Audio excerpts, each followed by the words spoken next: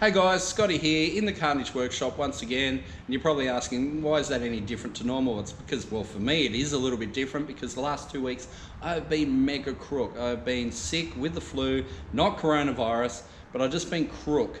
And it's a real shame because we were kind of getting into the swing of things for 2021. 2020 was, a bit of a slow year in that we couldn't go anywhere, and it's been a real bummer. And 2021, we've started going places and going to tracks and racing cars, and it's fantastic. And we're getting into the whole swing of getting videos out regularly for you guys out there. But now we're behind again. We weren't able to do a video last week because I was crook. And yeah, like I said, 2 weeks I've been crook, and I'm still sort of just getting over it. But yeah, my son picked up something through school, and then Alex had it, so then I've got it, and then now my daughter has it, and hopefully my wife doesn't get it because she is the MVP of our family. She's the most valuable player in our family for sure. She looks after us all, and I don't think we recognise that as enough, but yeah, if she gets it, we're all screwed. But anyway, the good news is the AU has finally sold. That's right, the AU has finally sold, and we hinted at this in the last video that the AU was being a bit of a drama child in terms of selling it through eBay. eBay used to be a really good place to buy and sell cars, and it no longer is. Sorry, eBay, you suck. You really do. And it's something they've done to themselves, and I don't understand why. That you can't leave a negative feedback for someone as a seller anymore. So that means you just get into all these people that bid for things with no consequence. So one of the people that bid for the car, the guy, I don't know if it's the guy that won. No, the guy that won was a zero feedback bidder, and I kind of should have expected it. The guy that was second, though, had like 250 feedback, and you think, oh, that's got to be great. And they're all positive, all green dots, and you're like, yeah, this is great. And then you read the comments, and he's a non-paying bidder for like 250 items, and you're like, how do you get away with that? How? Really? So anyway, I offered it to, the second guy, and it's just like crickets. And then the third guy, and then crickets. And it just on and on. Like, I think I did 5 second chance offers, and no one took it up. No one paid for the car, no one responded to any of my offers, and you're just like, well, screw you guys, And then someone contacted us and said, look, I hear you're selling the AU, if it hasn't sold, I'm offering this much. And I went, you know what, just to, make this thing gone, because it's just taking up space in the workshop, and it's just being painful to us. So to get it gone, we said yes, and we're happy with the price. We're not going to tell you the price, but it is going to Sydney. We're getting it shipped up via Siva Transport. The guys at Siva Transport have really looked after us, and they have in the past as well. We've got cars shipped back and forth from Sydney, Melbourne quite, repeatedly, like Turbo Taxi, Broads' Tirana, all those sort of things. Instead of us, spending our time doing the day trip up with a trailer and the day trip back, it's easier for us to just whack it on a transporter with Siva and then get them to move it, and they do it for a pretty reasonable cost, I reckon. So Siva is taking this up to Sydney. It's going to its new owner, and it's going to be fantastic, and I hope he really enjoys it. We're throwing some t-shirts into the deal.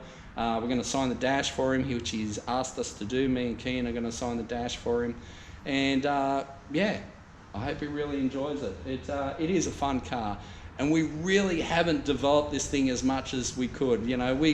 It's definitely a 12-second car. If you get it right, I reckon it could even go faster, but I think the quickest we ever went was 13.0, and that's just because we never really put in any time into getting the launch right on that car. It definitely, like a mile, I think it was 122 mile an hour over the quarter, so it's got some, some pace. It's actually pretty quick. So I hope he has a lot of fun with it. I have no idea what he's going to do with it, whether he's going to register it or whatever, but I'm sure it's going to be great.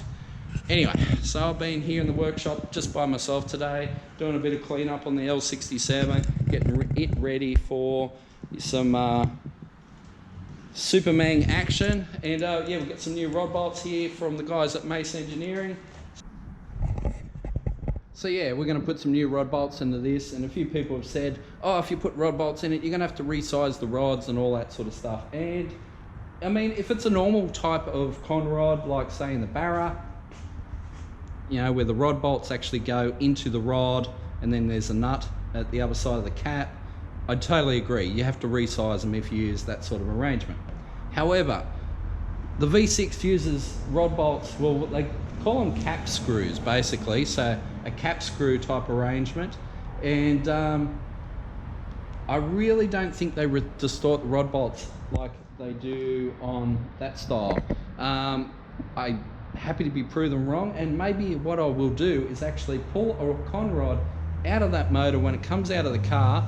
I'll pull a con rod out, I will just do it up loose, and we'll measure the tolerances, and then we'll torque it right up to spec, give it full stretch on the rod, and then torque and then measure it up and see if the measurements change. And if they do, then yeah, maybe I'm wrong. Maybe that if you do a cap screw type bolt, it distorts the rod enough to change the tolerances on the bearing, and maybe you're actually doing more harm than good. However, this type of rod bolt is the same as what's in an LS engine, and thousands of guys have changed the rod bolts in their LS engines for exactly this reason, in that the rod bolts are a failure point, so they change them to, you know, a better rod bolt, torque them up, and they go out and send it with a turbo or whatever. And like I said, literally thousands of guys have done this, and they're not doing it all just to damage their engines. So I guess we will see. What else is happening? All right, let's do a little bit of a walk around. We've got the Mazda, she's back in the workshop. Well, you probably didn't even know she left the workshop. We sent her down to a car show at Dave Green's Customcraft. Dave Green's a mate of ours who got made redundant due to COVID, and he went off and started his own printing business, which is fantastic. Good on you, Dave. And so we had to put the car back together to send it to Dave's little car show event, which means it's got the old style pipes back on it. We have been intending to put the Pulsar Turbo. We've been given a Pulsar Turbo from the guys at Force Fed Motorsports, all right? Them guys. So they've supplied us a Pulsar Turbo that we're putting on this so we can actually fully send the Mazda. And to do that, we've got to put it on, and it's got a different dump pipe arrangement, so we've got to do the dump pipe down underneath so we can get this car teched so we can race it properly. And we haven't had time to do it. So I really do apologise to those guys because I haven't done that yet, but we will get it done pretty soon. One thing I did want to show you was this awesome picture that Dave Green from Customcraft did for us. And there it is. So when we sent the car down, Dave had the car positioned there at the show, and then had that hanging up on the wall behind it, and we were like blown away how good that picture looks. And he's basically said, you know, when you take the car, take the picture, hang it up in the workshop. So we're going to hang it up there on the wall of the workshop. It looks amazing, and he can do this for you as well. You supply him an image and he can print it out on vinyl, any size you like, put it up on the workshop wall, your garage wall, whatever. You can have your own car on the wall of your own workshop or garage, and they look amazing. I mean, look at that. It looks brilliant. So really happy with that. Thank you, Dave. So anyway, what else happening?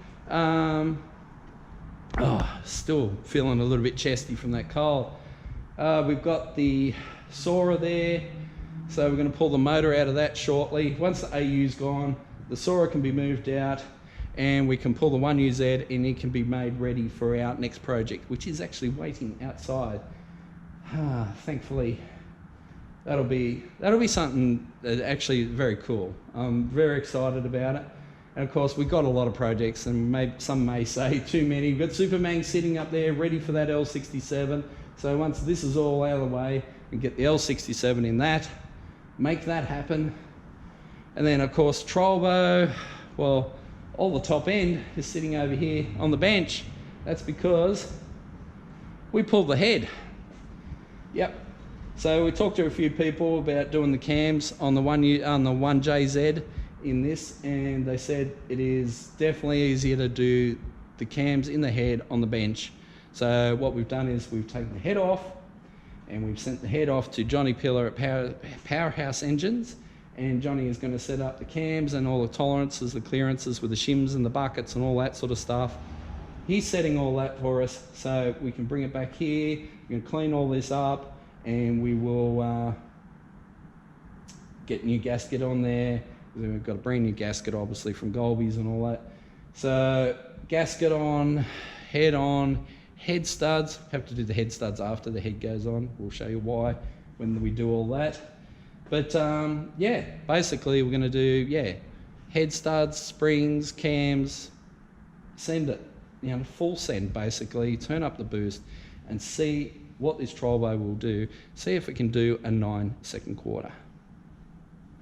Yeah, that just sounds mind-blowing. We've also got our axles and center on its way from Sweden, so that's going to be the diff upgrade. It's going to be really cool.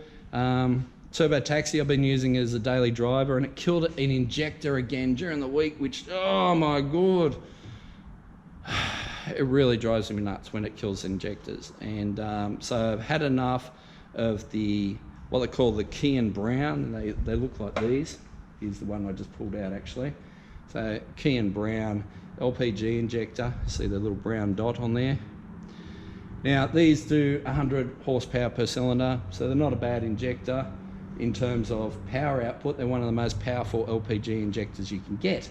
However, unreliable, very unreliable.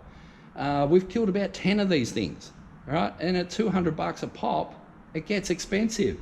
So what we're doing is we're going to ditch the key and browns. I've replaced it with one of our spares at the moment, but we're running out of spares, I tell you. So the Taxi is running okay at the moment, but we've just ordered a full set of what they call key and purples. They're a different style of injector, much more reliable, and the key and purple is going to be the replacement, and we run them already as our secondary injectors. So the Taxi runs 12 injectors, so 6 key and browns as their main injectors, and then 6 key and purples as the secondary injectors. So we're going full key and purple, like for main and secondary now. Much more reliable. They only do 87 horsepower per injector, but when you add it up with the 12 injectors, obviously it supports a lot of horsepower, probably more than the Taxi will ever make.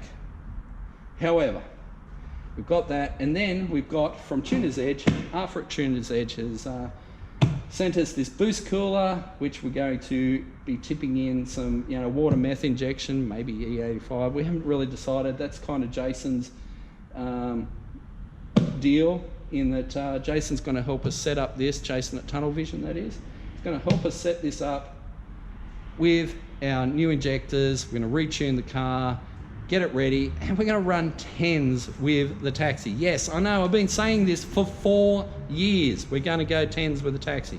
Well, it's going to happen. It's definitely going to happen. So that is the plan, 10s with the Taxi, and you're going to see all that on a future episode of Carnage.